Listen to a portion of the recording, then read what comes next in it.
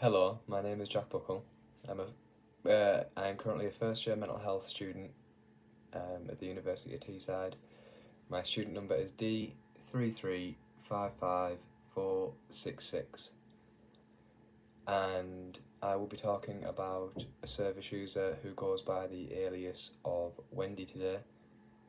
She's given full consent for me to discuss her care experience, and I will be adhering to the School of Health and Life Sciences rules and regulations in regards to consent and confidentiality. So I'm gonna talk through my interpretation of Wendy's story, and then I'll briefly go on to a discussion. I'll try and remain impartial throughout this video, not taking sides. So Wendy is currently a 59-year-old woman who early in her story identifies her protective factors, which are her husband, kids and friends, all being mentioned as very, very important to her. Wendy doesn't inform us about any other activities of daily living in terms of employment or anything like that. She's also a massive fan of Middlesbrough Football Club. So Wendy tells us that one day she was visiting one of her friends when her left leg gave way, which I assume is a rolling of the ankle. This incident led to her having a broken tibia and fibula, requiring surgery, a POP for 6 weeks, and physiotherapy. This is when Wendy starts to identify that something larger may be at play during her rehabilitation during physiotherapy.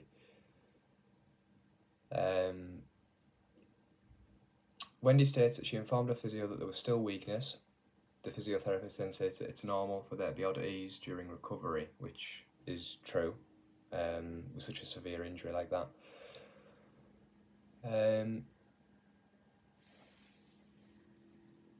So Wendy told the physio about that. The physio had concluded. She went back to the GP, said that she wasn't feeling correct. Again, more physio was then signposted for Wendy, which, you know, is showing that the GP is listening to her concerns.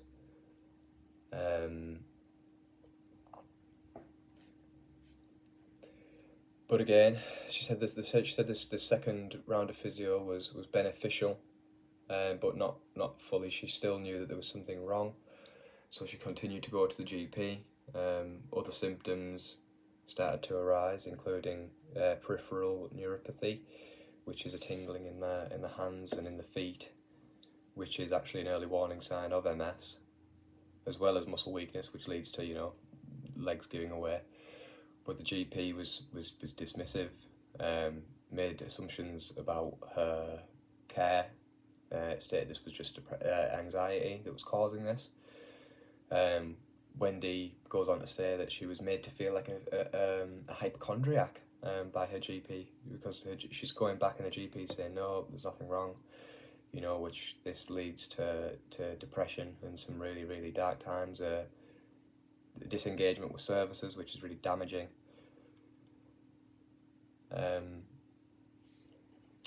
So 3.5 years had went by since the initial incident.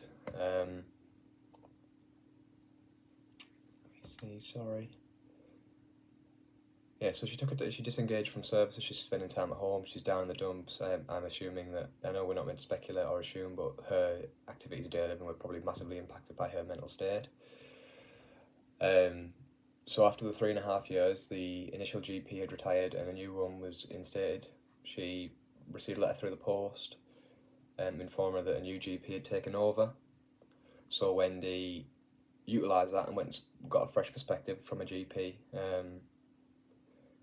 Her new GP had read over all the old notes that a previous GP had put on, so the previous GP did a really good job of documenting things, which is, you know, an integral part of care delivery and care planning. So that's good. So this new GP read over everything, sent her for the appropriate diagnostic assessments to rule out MS. I would assume that was what the GP was looking for in terms of the spinal tap or the lumbar puncture and the full body scan.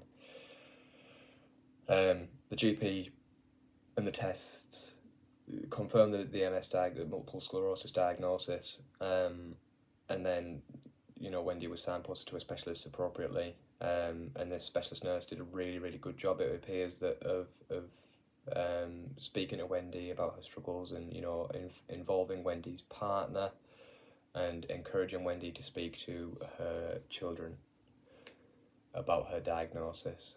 The specialist nurse also was very person-centered in the respect that she gave Wendy lots and lots of health education, options in regards to her treatment, including, declining, which is quite empowering to feel as if the ball's been put into your court. And having family involved, it's like that holistic overview of care, that everyone's involved and the decisions are being made by both the professional and the service user.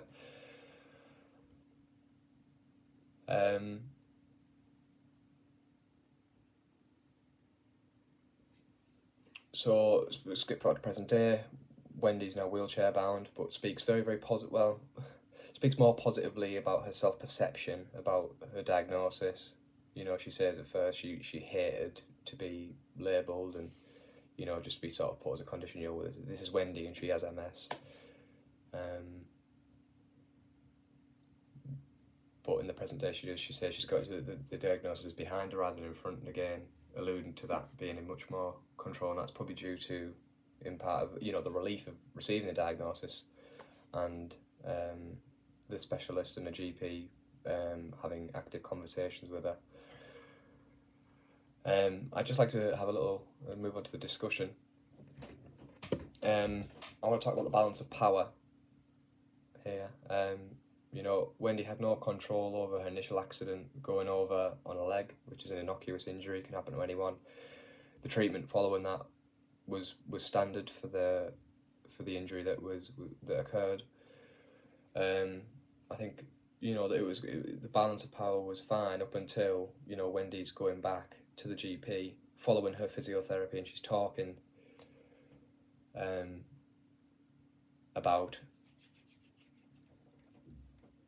her symptoms, which the GP goes against I know the doctors work under the GMC code, but she goes against the GP goes against the NMC code on several things, namely 1.3 to 2.2, not making assumptions about people's care and not recognising the influence that Wendy has over her own health perception, and these assumptions are quite damaging. They lead to further mental deterioration and self-perception issues. And the GP also overlooked that apparently 2 to 3 women are diagnosed with MS to every 1 male, so it is much more common in females than it is in males. And the GP did not was quite oversighted on that. And this imbalance of power leads to Wendy disengaging from services, and that's really damaging, long term. And other studies have suggested that people who have also received these MS diagnoses are oftentimes led to made to feel like hypochondriacs, and that it's all in the head. And this is very damaging to service users, and damages the trust of health. It damages that relationship of the trust between health professionals. The balance of power shifts when the new GP and the specialist nurse come into play, and they approach it with that person-centered, holistic overview, trying to give Wendy back a power, some clarity, the improvement of self-perception, and